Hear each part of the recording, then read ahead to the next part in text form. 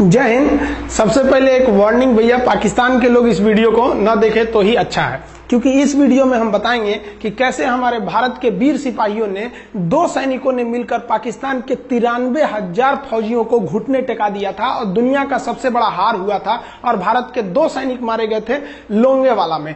हम इस वीडियो में बताएंगे कैसे PNS गाजी को डुबा दिया गया। ये भी बताएंगे कि चाइना पाकिस्तान का इतना बड़ा दोस्त बनता है, लेकिन 1971 में क्यों नहीं बचा पाया, न चाइना बचा पाया और न ही अमेरिका बचा पाया। इस वीडियो में हम A to Z बातें करेंगे। अगर आप इस वीडियो को कंप्लीट देख लेते हैं तो कोई भी पाकिस्तानी की हैसियत नहीं होगी कि आपसे आंखें मिला सके, इसलिए इस वीडियो को देखते रहिएगा। यदि आप राष्ट्रवादी, अगर आप भारतीय हैं तो ही इस वीडियो को देखें। पाकिस्तानी और बाहर के चाइनीज वगैरह लोग इस वीडियो को न देखें, ये उनके लिए एक तरह का वार्निंग है, क्योंकि इसमें हम भारतीय सेना के हर उस वीर गाथा को बताएंगे जो एक हर भारतीय सुनना चाहता है। A to Z उस बातों को बताएंगे। पाकिस्तानी इस वीडियो को क्यों ना देखें, तो भैया आप देख लीजिए यहाँ क्यों ना देखें, क्योंकि हम आज चर्चा करने वाले हैं इसकी, और इसका नक्शा किससे मैच करता है आप देख रहे हैं। If you don't believe then go on Google.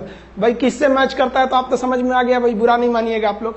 ध्यान से समझिए, जब भारत पाकिस्तान का विभाजन हुआ तो उसी समय पाकिस्तान 2 भाग में था। एक इधर वाला जो एरिया है इसे हम लोग कहते थे पश्चिमी पाकिस्तान, जो मेन पाकिस्तान का एरिया है। और ये जो आज आप बांग्लादेश देख रहे हैं, ये बांग्लादेश नहीं था, बल्कि ये उस वक्त पूर्वी पाकिस्तान था। पूर्वी पाकिस्तान के लोग बंगाली भाषा को बोलते थे। पाकिस्तान के लोग इन लोगों को बड़ा भद्दे मजाक करके बोलते थे, कहते तुम लोग गधे हो, कुछ नहीं जानते हो, किसी काम लायक नहीं हो, यूजलेस हो लोग, तुम लोग छोटे हो, काले हो, मतलब उल्टा सीधा मजाक कर रहे थे। पश्चिमी पाकिस्तान के लोग इधर के लोगों को पसंद नहीं करते थे। हो गया नहले पे दाला 1970 में। 1970 में इस पूर्वी पाकिस्तान के शेख मुजीबुर रहमान चुनाव जीत गए और वो यहाँ के प्रधानमंत्री के पद के चुनाव जीत गए। अब यहाँ की आर्मी ने क्या किया, उनको शपथ ही नहीं दिला रहे थे। इसलिए 70 के चुनाव जीतने के बाद शेख मुजीबुर रहमान जब देखे कि ऐसा है, तो उन्होंने अपना भाषण दिया 7 मार्च को और कहा कि अब हम इस पूर्वी पाकिस्तान को एक अलग देश बनाएंगे जिसका नाम रहेगा बांग्लादेश। इस भाषण के वजह से आर्मी ने, पाकिस्तान की आर्मी ने 25 मार्च 1971 को गिरफ्तार करके अब पश्चिमी पाकिस्तान में अरेस्ट करके बंदी बनाकर रख दिया और यहां पर जुल्म करना चालू कर दिया। कहां पर भाई, तो पूर्वी बंगाल में, पूर्वी पाकिस्तान में, पूर्वी बंगाल में नहीं, पूर्वी पाकिस्तान में इन्होंने जुल्म करना चालू कर दिया। शेख मुजीबुर रहमान के गिरफ्तारी के विरोध में यहां मुक्ति वाहिनी नाम कर एक विद्रोही गुट तैयार हो गया था, लेकिन पाकिस्तान के, पश्चिमी पाकिस्तान के लोगों ने इस पूर्वी पाकिस्तान पे इतना भयानक जुल्म किया कि इस पूर्वी पाकिस्तान में इस पश्चिमी पाकिस्तान के लोगों ने यहां पर 30 लाख लोगों को कटवा दिया। 30 लाख लोगों को कटवा दिया। 4 लाख महिलाओं का बलात्कार कर दिया। अपने देश के 4 लाख औरतों का रेप किया। यहाँ पे इतना भयानक वो दृश्य है कि अगर हम उसको YouTube पे दिखा देंगे ना, तो YouTube हमारे ऊपर क्लेम करेगा, भैया आप ये सब इतने भयानक दृश्य नहीं दिखा सकते। आप अंदाजा लगाइए इनकी क्रूरता का। ये अपने देश पर इतना भयानक जुल्म कर रहे हैं। इतना भयानक जुल्म किया इन लोगों ने कि शेख मुजीबुर रहमान की गिरफ्तारी के बाद इस जुल्म का नतीजा ये हुआ कि अप्रैल 1971 तक भारत में यहां से लोग भाग के आ गए कि भैया हम जिंदा रहेंगे तब तो, और यहां 10 लाख लोग भारत में आ गए शरण लेने कि भैया हमको बचाइए। तो इंदिरा गांधी जानती थी कि जब तक यहां शांति नहीं होगा तब तक ये लोग वापस नहीं जा सकते थे, और शांति का एक ही था कि यहाँ पे घुस के इनको मारा जाए ताकि ये पश्चिमी पाकिस्तान वाले लोग यहाँ पर सुधर सके। तो इंदिरा गांधी ने इसके लिए बात की जनरल फील्ड मार्शल मानेकशॉ से। उन्होंने सेना प्रमुख मानेकशॉ से कहा, सैम मानेकशॉ से, कि आप अभी युद्ध कीजिए, हम आदेश देते हैं, आप अभी युद्ध कीजिए बांग्लादेश पे, हम अपने पड़ोसियों को इस तरह मरते नहीं छोड़ेंगे, आप इस पे हमला कीजिए। उस समय ये पूर्वी पाकिस्तान था। मानेकशॉ ने कहा कि ना, हम हमला नहीं करेंगे। कही अरे क्यों? कहा कि आप महीना देख रही हैं, अप्रैल का महीना है। अप्रैल के महीने का मतलब बरसात का दिन सर पे है, और बरसात के समय पूरब का हाल क्या होता है, एकदम भयानक बाढ़ आ जाती है। और उन्होंने एग्जाम्पल भी दिया कि सिकंदर की फौज भी हाथी लेके आई थी और कीचड़ में फंस गई थी, कि अगर यहाँ हम लड़ जाते हैं तो यहाँ बरसात रहेगा, हम यहाँ उलझ जाएंगे, ये एरिया सूखा रहेगा, चाइना का ऊपर से एरिया सूखा रहेगा, ये हमला कर देंगे, हमको 3 ओर से लड़ाई लड़ना पड़ेगा। मानेकशॉ ने इंदिरा गांधी से कहा कि आप 2-3 काम कर लीजिए। कब तक के लिए कि नवंबर तक हम लोग युद्ध नहीं करेंगे, लेकिन अप्रैल से नवंबर के बीच में हम अपने सैनिकों को इस एरिया में लड़ने के लिए ट्रेनिंग दे सकते हैं। मुक्ति वाहिनी उसको हम ट्रेनिंग दे सकते हैं। और इसी में 1971 में हमारी जो थी भारत और रूस की एक समझौता पर हस्ताक्षर हो गया। अब हम लोगों ने पाकिस्तान को एक बारूद के ढेर पर बैठा दिया था। इंतजार था तो इस बात का कि उस बारूद में एक चिंगारी की और पाकिस्तान तबाह हो जाता। इत्तेफाक देखिए, उस बारूद के ढेर पर खुद चिंगारी जलाई पाकिस्तान ने। कैसे? तो समझिए कैसे। हम लोग का था कि इधर हम लोग ऑफेंसिव हो जाएंगे, मतलब इधर भयानक हमलावर हो जाएंगे, और इधर हम लोग डिफेंसिव रहेंगे, मतलब इधर कम हमला करेंगे, ताकि हम लोग का मेन मकसद पाकिस्तान से युद्ध नहीं था। हमारा मेन मकसद था हमारे अपने बांग्लादेशी भाइयों पर जो जुल्म हो रहा था, जो उनकी बहनों को रेप हो रहा था, इतना भयानक किया था वहां पर पाकिस्तानियों ने कि बाप के सामने बेटी का रेप करते थे और उसके बाद बाप को मार के कहते थे तू भी रेप कर। इतना मतलब मानवता पूरी खत्म कर दिया गया वहां पर। तो भारत ने कहा कि इधर हम डिफेंसिव रहेंगे। पाकिस्तान को यह खबर लग गई कि भारत ना इधर कमजोर है। अरे भैया, इधर हम कमजोर थोड़ी हैं, इधर कम सैनिक रखे हैं और इधर हम भयानक रखे हैं, तो इसका मतलब ये थोड़ी है कि हम कमजोर हो जाएंगे। भैया, कहा जाता है ना कि सोनार के घर का कचड़ा भी बनिया के बादाम से महंगा बिकता है। देखिए, हम लोग ठंडी का इंतजार ही कर रहे थे कि पाकिस्तान ने गलती कर दिया। उसने 3 दिसंबर को अचानक हमला कर दिया श्रीनगर पे, पठानकोट पर, चंडीगढ़ पर, यहाँ पर आगरा हवाई अड्डे पर तबातोड़ हमला कर दिया। एयरफोर्स का इतना भयानक हमला पाकिस्तान का भारत पर हुआ कि भारत देखते रह गया। धड़ पाकिस्तान की जहाजें एंट्री मार गई सब भारत में, उसकी एयरफोर्स एंट्री कर दी। इतना भयानक हमला था, इतना भयानक कि भारत का एक भी सैनिक नहीं मरा। समझ रहे ना कितना भयानक हमला था। अरे भाई, आप यहाँ पर घुस जाएंगे हमारे देश में तो क्या हो जाएगा भैया? मूस मोटइयन लोढ़ा हुईन, हाथी घोड़ा थोड़े हुईन। भारत तो इसी का इंतजार कर रहा था। देहात में कहावत कहा जाता है कि रोए के रानी तले अखिए खुदा गई। भैया, हम प्लानिंग कर रहे थे कि हमला करने के लिए कि आप हमारे पे हमला करिए दीजिए। अब विश्व का भी दबाव नहीं आएगा हमारे ऊपर कि भैया हमला तो आपने किया है, अब हम लोग छोड़ेंगे नहीं। भारत एकदम दृढ़ निश्चय कर लिया। इसी बीच पाकिस्तान को एक खतरनाक खबर लग गई। क्या थी खबर भाई? तो देखिए, पाकिस्तान को खबर लगी कि भारत की ज्यादातर फौज इस पूर्वी पाकिस्तान की ओर डिप्लॉयड है और यहाँ राजस्थान के जैसलमेर जिला में एक जगह है लोंगेवाला। उस लोंगेवाला में केवल और केवल 120 फौजी हैं। और अगर पाकिस्तान ने सोचा कि 120 फौजियों को हम रातों रात मार देते हैं तो उस समय एयरफोर्स रात में लड़ाई नहीं कर सकती थी, इसलिए इन्होंने लोंगेवाला में एंट्री मार दी। पूरी भयानक टैंक लेकर, फौज लेकर, इन्फेंट्री लेकर, और उसको वो लोग लोंगेवाला में घुसने के लिए चल दिए। और लोंगेवाला में भारत के पास केवल 120 सिपाही थे, केवल 120, और उन पर वो हजारों की संख्या में टूट पड़े। लेकिन घबराना नहीं चाहिए, क्योंकि चींटियां तादाद में कितनी भी क्यों ना हो जाए, गन्ना घसीट के नहीं ले जा सकती हैं। लोंगेवाला में जो ड्यूटी थी उस समय कुलदीप सिंह चांदपुरी जी का। कुलदीप सिंह चांदपुरी सरदार हैं, आप देखे होंगे बॉर्डर मूवी में इनका रोल सनी देओल ने किया है। अब ये कुलदीप सिंह, ये भैया पंजाबी सिख, अब ये लोग 1.25 लाख से नीचे कुछ सोचते ही नहीं है। चिड़िया नू में बाज लड़ावा, गिदड़ नू में शेर बनावा, और 1.25 लाख नू एक लड़ावा, तब गोविंद सिंह नाम रखावा। खबर आया कि आपसे जो लड़ने आ रहे हैं ना पाकिस्तान की ओर से, वो ब्रिगेडियर तारिक मीर आ रहा है। उसके पास टैंक है, 2800 फौज है, बहुत ही तेज रफ्तार से आ रहा है। आपके पास केवल 120 जवान है कुलदीप सिंह, आप पीछे हट जाइए, आप पीछे हट जाइए, क्योंकि आपको हम ना, आप बहादुर हैं इसमें नो डाउट, लेकिन आप कैसे लड़िएगा उतनी भयानक फौज के पास से? यहाँ उन्होंने कहा खालसा सिख है, नहीं हट सकते हम दिखा देंगे कि हम 120 भी उन पर क्या पड़ेंगे, भारी पड़ेंगे। इनके पास ना ही टैंक को उड़ाने के लिए कोई संसाधन थे, टैंक को मारने के लिए एक जीप पर लगा हुआ छोटा सा तोप था, और इनके पास 3 ठो माइंस लगे थे। माइंस समझते हैं आप लोग? टैंक जो होता है ना बम, उसको उड़ाने के लिए माइंस लगाए जाते हैं। तो देखिए ध्यान से, ये है माइंस, ये माइंस होते हैं। इस पर अगर टैंक चढ़ता है ना तो टैंक ब्लास्ट कर जाता है। तब इन्होंने दिमाग लगाया। इन्होंने क्या किया, जो खाली रेगिस्तान था ना उसमें ना आगे की ओर 3 ठो ओरिजिनल माइंस को लगा दिया, और जो खाना खाने वाला टिफिन होता है ना 4 खंदे वाला, इसे, उस टिफिन को इन लोगों ने रातों रात ना बिछा दिया ऐसे लाइन से। देखिए लाइन से पाकिस्तान की टैंक आई तो शुरुआत में तो भैया ओरिजिनल माइंस था, धड़ाम से लगा, पाकिस्तान की टैंक उड़ गई। पाकिस्तान का एक टैंक उड़ा, फिर दूसरा उड़ा, तीसरा उड़ा, पाकिस्तानी एकदम डर गए सब। ब्रिगेडियर तारिक मीर कहें कि भैया यहां तो माइंस लगा के रखा है इन लोगों ने, एक काम करो इंजीनियरों को बुलाओ, पूरा माइंस निकालो।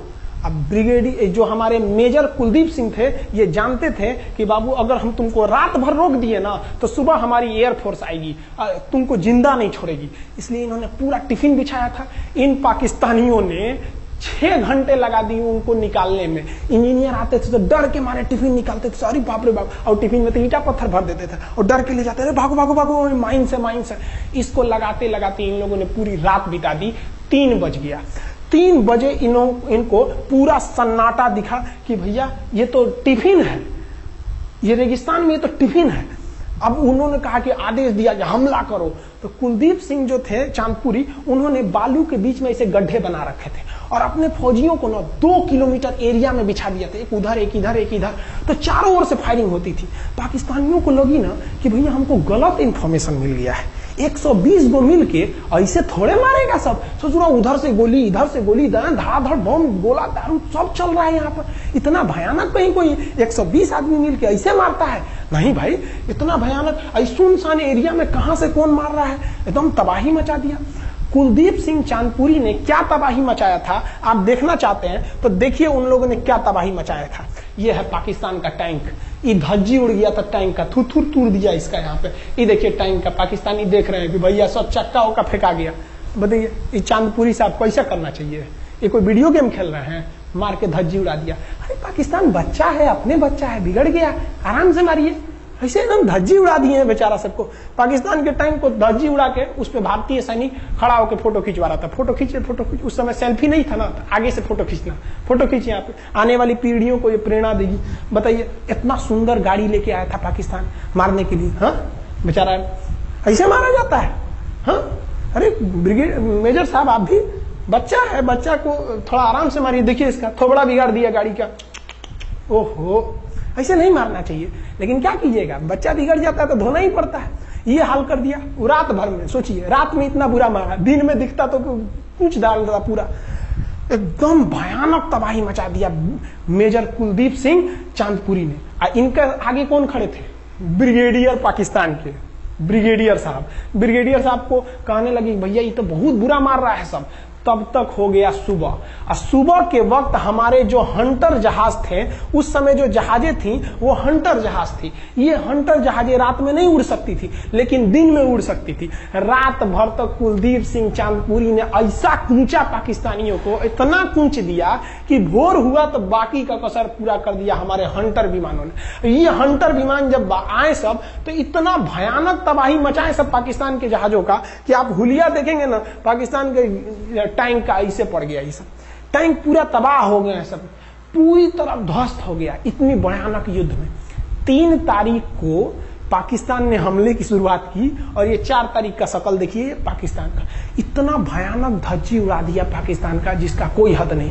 पाकिस्तानियों को दुम दबा के भागना पड़ा। ब्रिगेडियर साहब भागे, कहें कि भाग भैया न तो ये सब जान ले लेगा सब। हम लोगों ने पाकिस्तान के टैंकों को अपने यहाँ रख लिया है म्यूजियम में। आज भी जाके देखिएगा ना तो इन टैंकों को डर के मारे पाकिस्तानी छोड़ के भाग गए कि भागो भाई यहाँ पर। ये 120 जवानों का जलवा था। और पाकिस्तानी कहते हैं कि हिंदुस्तान के लोग क्या लड़ेंगे? अरे भैया हम चीन पे वीडियो बनाए थे, आप पे नहीं बनाए थे, जो आप लोग हम लोग को बोल रहे थे कि पाकिस्तान हिंदुस्तानियों की औकात नहीं। देखिए अभी हम आपको औकात दिखाते हैं आपकी। ये आपका टैंक है, आके ले जाइए, हिम्मत है तो लेके जाके दिखाइए यहाँ पर। हाल तो ये हो गया था ना कि हम लोगों ने जो पाकिस्तानियों की जान ली थी ना, डर के मारे वो लाश उठाने नहीं आए थे, लाश को गिद्ध खा गए थे सब। हम लोग बोल रहे थे कि भैया हम गोली नहीं चलाएंगे, लाश लेके चल जाओ। हम नहीं जाएंगे, तुम लोग रेगिस्तान को कब्रिस्तान बना दिए हो। रेगिस्तान को कब्रिस्तान हम लोग हमला करने आए थे, शुरुआत तो तुमने किया था यहाँ पे। तो ये गिद्ध खाए थे सब, सफाई उफाई का काम ये किए थे सब। अब पाकिस्तान हम लोग को धमकी देता है। आज भी वो नहीं सुधरे हैं। आज भी हमने जो चाइना पे वीडियो बनाया था उस पे वो हमको धमकी देता है कि भारत की आर्मी कुछ नहीं कर सकती। अरे भैया आप सोचिएगा भी मत, अभी के समय में तो मत सोचिएगा। जानते हैं क्यों? देख लीजिए इधर अभी कौन बैठा है भारत में, समझ में आ रहा है? आप लोग तो पहले पाकिस्तान वाले लोग इस बात पर रिसर्च कीजिए कि इनमें ज्यादा खतरनाक कौन है आपके लिए। हमको तो यही ज्यादा खतरनाक लगते हैं भाई। समझ में आया आप लोग को। तो अभी देखिए ध्यान से, यहां पर पाकिस्तान ने जो हार हुई थी लोंगेवाला में, ये हार में पाकिस्तान की तो कमर टूटी और पाकिस्तान का पूरा मनोबल टूट गया कि ससुरा 120 गो मिल के ऐसे कैसे धो दिया सब, बताइए इतना भयानक धो जाता है। तो ये शुरुआत तो इन्होंने किया 3 तारीख को, 4 तारीख को हमने धो दिया। अब बचा नेवी कही कि भैया आर्मी को मौका दिए, एयरफोर्स को मौका दिए, रात में आर्मी धोई, सुबह में एयरफोर्स धोई, हम नहीं धोएंगे क्या, हम भी धोएंगे। नेवी कब पहुंची? 5 दिसंबर 1971 को कराची पहुंच गई और कराची में जब पहुंची ना तो कराची को तबाह कर दिया। इतना भयानक बम्बार्डमेंट किया कराची पर कि कई दिन तक कराची बंदरगाह पर आग लगा था और कराची बंदरगाह को तो उन्होंने ऐसा धज्जी उड़ाया जिसे लग रहा था सिंधु सभ्यता बना दिया उनको। तो पाकिस्तान की, पश्चिमी पाकिस्तान का कमर टूट गया। पाकिस्तान वालों ने कहा कि ससुरा सब बोल रहा था सर कि हम इधर डिफेंसिव है, यानी ज्यादा हमला नहीं करेंगे, ज्यादा हमला इधर करेंगे। ससुरा इधर कैसे मार रहा होगा सब, अभी इधर भी बताते हैं कैसे मारा सब। ये कराची पहुंच गया, आप देखेंगे क्या हाल किया था सब कराची पे। कराची में जब मारा गया था ना इन पाकिस्तानियों को, तो ये पाकिस्तानी भाग गए थे सब ग्वादर में, ये ग्वादर भाग गए। अभी इनसे ग्वादर भी जाने वाला है, पूरा राज्य चला जाएगा इनसे, बलूचिस्तान। छुप के गए थे लोग ग्वादर बंदरगाह पे। अगर हम झूठ बोल रहे हो तो आप खुद पता कीजिएगा अपने यहाँ के इतिहास में भाई, हिंदुस्तान ये ग्वादर बंदरगाह पे छुप गए थे सब। आप देखिए कराची का क्या हाल हुआ था उस समय, हमारे एयर नेवी ने क्या हाल किया था। पाकिस्तान का जितना जहाज बस मिल जाए कि भैया ये जहाज किसका है, तो भैया जब पता चले कि भैया ये जहाज पाकिस्तान का, ये हाल हो जा रहा था जहाज का। यहाँ देख लीजिए इनका पूरा ध्वस्त, भैया ऐसे मारा जाता है। हाँ अरे भाई बच्चा को बच्चा की तरह मारना चाहिए। इंडिया की नेवी ने भी हद कर दिया, बताइए इस तरह मारा जाता है। हाँ यहाँ देख लीजिए पूरा का पूरा धज्जी उड़ा दिया इन लोगों को। अरे भाई बच्चा है, बिगड़ गया है तो थोड़ा सा आराम से न मारिएगा, कि देख रहे हैं इस तरह से मारा पूरा पाकिस्तान के। कराची बंदरगाह उड़ गया। तो पाकिस्तान का तो इधर से तो पूरा का पूरा धज्जी उड़ा दिया। अभी शुरुआत हुई युद्ध के केवल 2 दिन हुए हैं, आप दिल थाम के रखिए, अभी युद्ध लंबा चलने वाला है। 3 दिसंबर को स्टार्ट किए, 4 दिसंबर को हम लोग लोंगेवाला धो दिए, अब 5 दिसंबर को कराची। अब पाकिस्तान ने ना भारतीयों को तबाह करने के लिए, भारत का सबसे खतरनाक जहाज था INS विक्रांत। INS विक्रांत को बर्बाद करने के लिए ना इसने यहां से भेज दिया INS PNS गाजी को। गाजी एक पनडुब्बी थी, उसको आदेश दिया गया कि जाके मार के आओ, किसको? विक्रांत को। क्योंकि अगर विक्रांत जहाज डूब जाता तो वाकई उस समय हमको युद्ध जीतने में बहुत दिक्कत आ जाती। तो ये गाजी कैसे डूबा, इसको हम लोग एगो खराब जहाज से मार दिया। तो अब इधर समझते हैं कि जब उधर इतना भयानक धोए तो इधर कितना बुरा धोए होंगे, इसको बारे में हम लोग समझते हैं। भारतीय सेना अब पूरब की ओर क्या क्या काम की, इसको ध्यान से समझिए। ये मुक्ति वाहिनी जो थी बांग्लादेश की, वो अंदर ही पाकिस्तानी फौजियों को मार रही थी गली कुची में दौड़ा दौड़ा के, क्योंकि इन पाकिस्तानी फौजियों ने वहां पर रेप किया, मर्डर किया और इनका साथ दे रही थी इधर से हमारी इंडियन आर्मी और ऊपर से हमारा एयरफोर्स। ये तबाह कर दिए थे, इनको भागने के लिए भी जगह नहीं था। और इसी में इनका सबसे बड़ा सरदर्द बन गया था इंडियन नेवी, क्योंकि इनको जो मदद थी, देखिए ये पूर्वी पाकिस्तान है, इनको मदद जब भी मिलेगी तो इधर से ही मिलेगा। अब बताइए यहां से तो कोई जाएगा नहीं, बेवकूफ भी नहीं होगा जो इधर से मदद करने जाएगा। रास्ते में ही एयरफोर्स मार के गिरा देती थी, ट्रक वगैरह जाएगा नहीं, तो नेवी से ये इन लोग मदद देते थे। भैया यहाँ पे जो इनके फौजी लड़ रहे थे उनको खाना पीना भी खत्म हो गया था। अब इनको बर्बाद कर दिया भारत। INS विक्रांत, INS विक्रांत उस समय का बहुत बड़ा जहाज था इस साउथ एशिया के देशों का, और यहां से उस इतना बड़ा जहाज था कि उसके ऊपर से लड़ाकू जहाजें उड़ती थी। वो एयरफोर्स यहां से भी बम मारता था, मिसाइलें मारता था, ऊपर से लड़ाकू जहाजें और हेलीकॉप्टर छोड़ देता था, जो ताकि मुक्ति वाहिनी को कोई दिक्कत ना है। मुक्ति वाहिनी मारती थी और आर्मी पूरी तरह से उसने यहां से हमारा विक्रांत ने चटगांव बंदरगाह को तबाह कर दिया। अब बांग्लादेश का देखिएगा वर्तमान में, उस समय तो पूर्वी पाकिस्तान था, ये चटगांव उस समय पाकिस्तानी आर्मी नेवी का एक बहुत बड़ा केंद्र था। इधर हम लोग ने उड़ा दिया कराची, इधर उड़ा दिया हम लोग ने चटगांव। अब मुक्ति वाहिनी को कोई खास दिक्कत नहीं आ रहा था। अब पाकिस्तान ने कहा कि हर हाल में इस विक्रांत को बर्बाद करो। देखिए ये विक्रांत है, विक्रांत जहाज जो था इसपे से इसके ऊपर देखिए आपको लड़ाकू जहाजें दिखेंगे। PNS गाजी को क्या आदेश दिया गया था भाई कि तुमको जाना है और इस विक्रांत को बंगाल की खाड़ी में जाने के बाद इसी में डुबा देना है। अब पाकिस्तान वालों का इतना दिन तो अच्छा था नहीं, भारतीय खुफिया एजेंसी को पता चल गया कि पाकिस्तान की पनडुब्बी वो समुद्र के अंदर अंदर चलती है, उसको साइलेंट किलर कहा जाता है। पाकिस्तान की पनडुब्बी चल दी है पश्चिमी पाकिस्तान से बंगाल की खाड़ी की ओर, ये अरब सागर से बंगाल की खाड़ी की ओर चल दिया। अब विक्रांत को बचाना हर हाल में जरूरी था, इसलिए हम लोग विक्रांत को छुपा दिए, मतलब थोड़ा सेफ्टी दे के रखने लगे। और इस पीएनएस गाजी जो था, अब पीएनएस गाजी को देखेंगे, पीएनएस का मतलब था पाकिस्तानी नेवल शिप, पीएनएस गाजी, ये मारने आ गया किसको? विक्रांत को। इस पीएनएस गाजी को अगर कोई मार के डुबा सकता था तो वो था आईएनएस राजपूत। लेकिन ये जो आईएनएस राजपूत आप इमेज में देख रहे हैं, ये उस समय समस्या क्या था इस आईएनएस राजपूत के साथ, क्योंकि इसके इंजन में कुछ खराबी आ गई थी और ये बिगड़ गया था, और बिगड़ के इसको विशाखापट्टनम पे बनाया जा रहा था, रिपेयर किया जा रहा था, इंजन ही गड़बड़ हो गया था। तो भारतीयों का यहीं पे दिमाग काम आया। भारतीयों ने सोचा क्यों ना हम पीएनएस गाजी को खुद बुला के लाएं, कहां पर? विशाखापट्टनम पे। तो लोगों ने कहा कि भैया ये आएगा विशाखापट्टनम में, कि आओ आईएनएस राजपूत हमको मार दो। तो कहा कि नहीं, देखिए कैसे आएगा। भारतीयों को पता था कि हिंदुस्तान में पाकिस्तानियों के कुछ न कुछ जासूस होंगे और वो पाकिस्तान को पल पल की खबर दे रहे होंगे। भारतीयों ने क्या किया, आईएनएस विक्रांत के जितने भी अधिकारी थे उनसे कहा कि आप लोग अपने अपने घर फोन कीजिए कि हम विशाखापट्टनम आ रहे हैं, तुम लोग हमको छुट्टी मिला है, विशाखापट्टनम में 10 दिन रुकेंगे, हमारे लिए तुम लोग खाना पीना अच्छा से बनाओ। लड़कों से उन लोगों को खबर खिला दिया। विशाखापट्टनम में जितने मछुआरे थे उनको कहा गया कि आप लोग हट जाइए, बहुत बड़ा जहाज आने वाला है, बहुत बड़ा जहाज विक्रांत आ रहा है, यहाँ पे आप लोग खाली कर दीजिए, आईएनएस विक्रांत आ रहा है। यहां पर क्या किया गया, ऑर्डर दिया गया, बहुत सारे फल सब्जी अंडा ब्रेड, कि भैया ये इतने बड़े जहाज के लिए जा रहा है, 6 महीने का खाना चाहिए। ये खबर आग की तरह फैल गई पाकिस्तानियों को। अब पाकिस्तान में खबर लग गई कि भैया आईएनएस विक्रांत यहां नहीं है, आईएनएस विक्रांत विशाखापट्टनम पे है। अरे बकलवा, विशाखापट्टनम पर पीएनएस गाजी की मौत यमराज इंतजार कर रहा था, आईएनएस राजपूत। ये गधा जो था पीएनएस गाजी, ये मुड़ गया किधर की ओर? विशाखापट्टनम की ओर। और विशाखापट्टनम पर चुपचाप शांति से खड़ा हुआ जहाज आईएनएस राजपूत इंतजार कर रहा था। तो पानी के अंदर अंदर आओ, ये अभी बाहर निकला हुआ है, पानी के अंदर रहती है। और आईएनएस राजपूत देखा कि ये आ रहे हैं, वो आईएनएस राजपूत को मारता कि इससे पहले ही आईएनएस राजपूत मार के तबाह कर दिया पीएनएस गाजी को। पीएनएस गाजी पर को डूबने के बाद पाकिस्तान को बहुत बड़ा सदमा लग गया। पाकिस्तान को यह एहसास हो गया कि अब हम कभी नहीं जीत सकते हैं, क्योंकि ये पीएनएस गाजी अमेरिका से खरीदा हुआ एक बहुत ही शक्तिशाली पनडुब्बी थी जिसे कोई डुबा नहीं सकता था। और हम लोगों ने उसको इस जहाज से डुबाया जो जहाज खराब हो चुका था, जिसका इंजन खराब था। भारतीय सेना का मोराल पूरे 7वें आसमान पर था और पाकिस्तानी दिन पर दिन बर्बाद हो रहे थे। अब पाकिस्तानियों को लगा अब क्या करेंगे, तो पाकिस्तानियों ने अमेरिका में फोन किया, भैया आप कुछ कीजिए। तो अमेरिका ने ना यूएनओ में मुद्दा उठा दिया, यूनाइटेड नेशन ऑर्गेनाइजेशन, इसकी जो सिक्योरिटी काउंसिल है, सुरक्षा परिषद, इसमें कह दिया पूर्वी पाकिस्तान पर जुल्म कर रहा है, मार रहा है।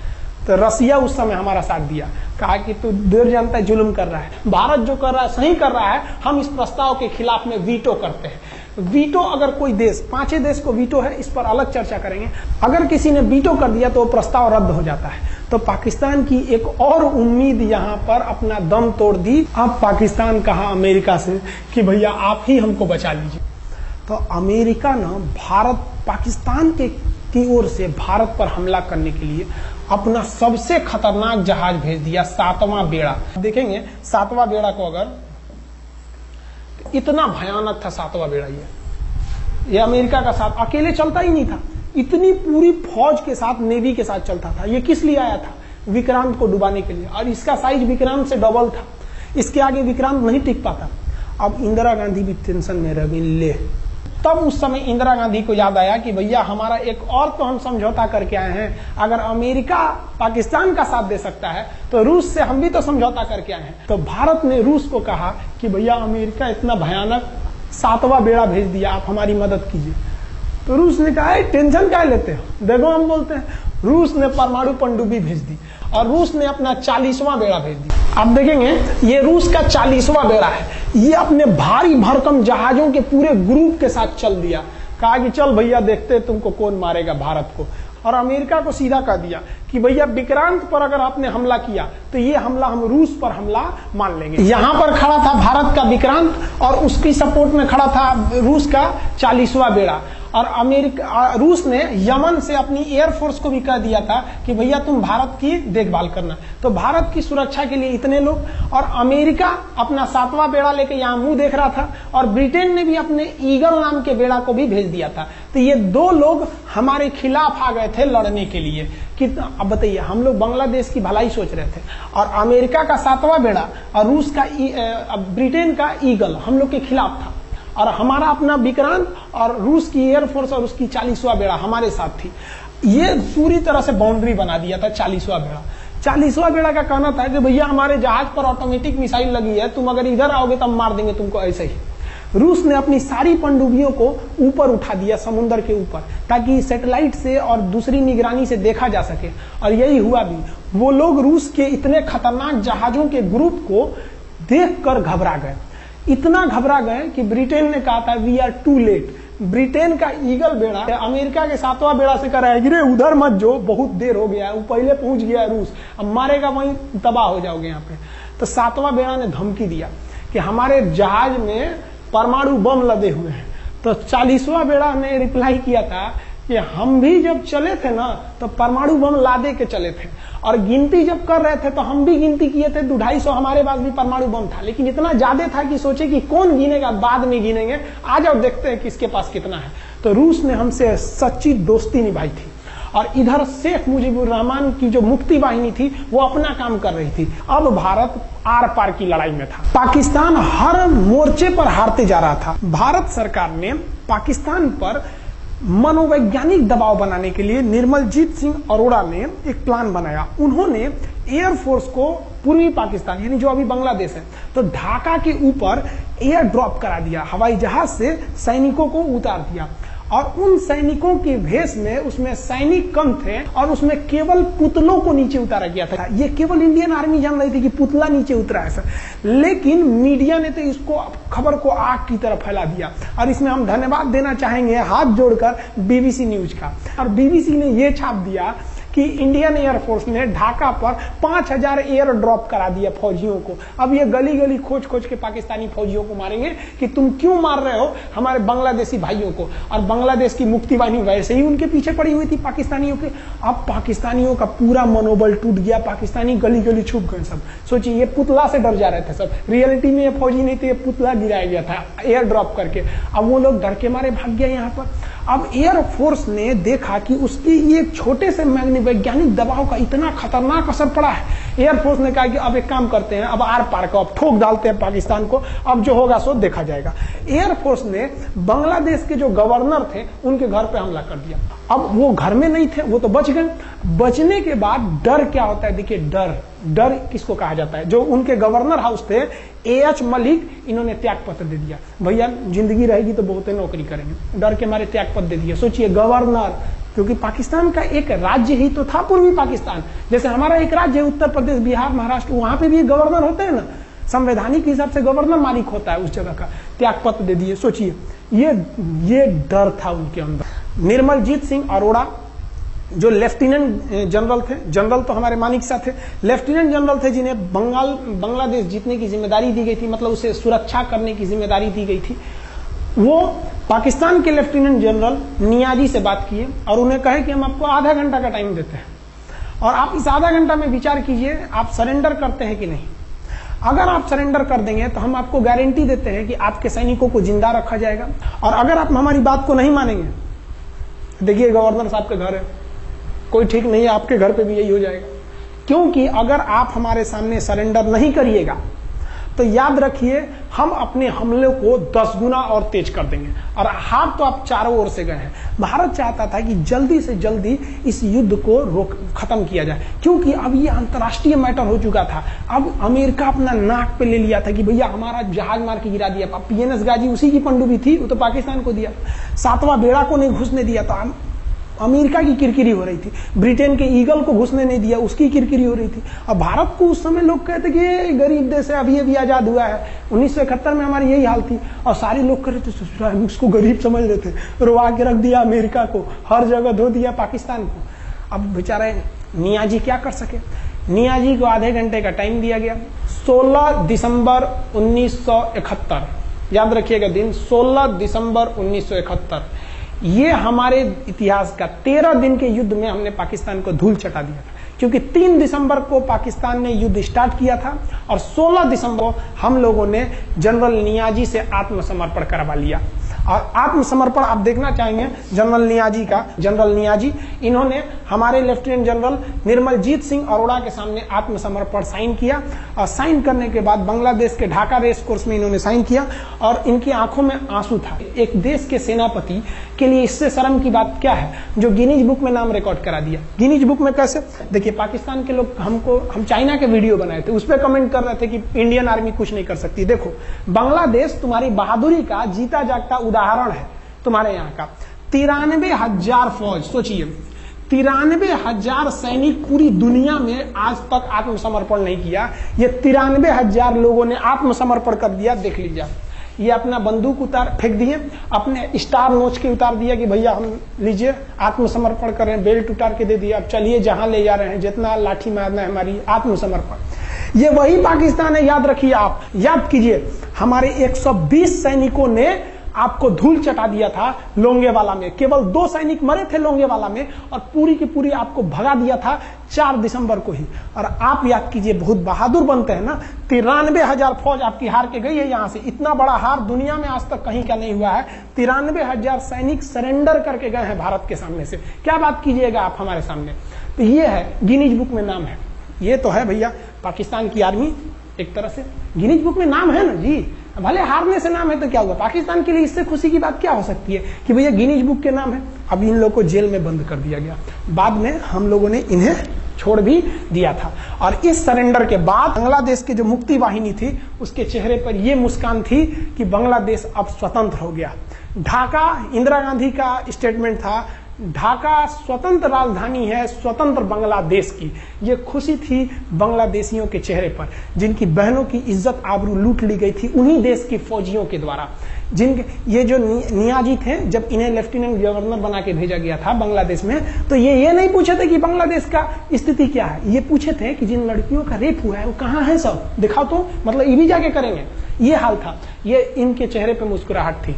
बाद फिर मुजीबुर रहमान को पाकिस्तान से स्वतंत्र कराया गया। भारत ने जो अपना वादा किया था कि शेख मुजीबुर रहमान को स्वतंत्र करेंगे, बांग्लादेश को स्वतंत्रता दिलाएंगे, उनके अधिकारों के लिए लड़ेंगे, भारत ने अपने वादा को पूरा किया।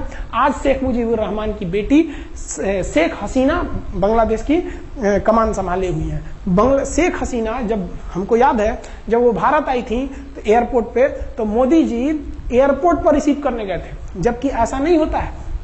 शायद ही बांग्लादेश की प्रधानमंत्री को पूरी दुनिया में कोई बड़े देश का राष्ट्रपति रिसीव करने जाए, प्रधानमंत्री रिसीव करने जाए। तो भारत अपने पड़ोसियों का इतना ख्याल रखता है, चाहे वो नेपाल हो, भूटान हो, सबके साथ। अभी हाल फिलहाल में नेपाल के लोग थोड़ा गुस्सा हैं लिम्पियाधुरा काला पानी को लेके, लेकिन ऐसा नहीं है कि हमारा नेपाल के साथ कोई खराब रिश्ता है। हमारा नेपाल के साथ रोटी और बेटी का रिश्ता है। बांग्लादेशियों के साथ हमारा बहुत ही अच्छा संबंध रहा है। आज हमारे बांग्लादेश के साथ बहुत ही मधुर संबंध है। और बांग्लादेश को जो पाकिस्तान के लोग कहते थे ये किसी काम लायक नहीं है, ये वाले भाई लोग पाकिस्तान से आगे निकल गए। आज इनका मलमल का कपड़ा, जूट और पाम ऑयल पूरी दुनिया में फेमस है। जहाजों की मरम्मत में, मतलब जहाज के रिपेयरिंग में बहुत आगे निकले हैं बांग्लादेश के लोग। आई होप आप समझ गए होंगे। इस युद्ध के बाद अगर भारत चाहता तो भारत पाकिस्तान के पश्चिमी भाग को भी कब्जा कर लेता, क्योंकि यहां तो हम लोग हराए ही थे। उनके 93,000 फौज तो हम लोग जिंदा पकड़ लिए थे। हम उन्हीं को कह देते बंदूक लगा के कि कश्मीर खाली करो, हमारा यहां से वापस जाओ।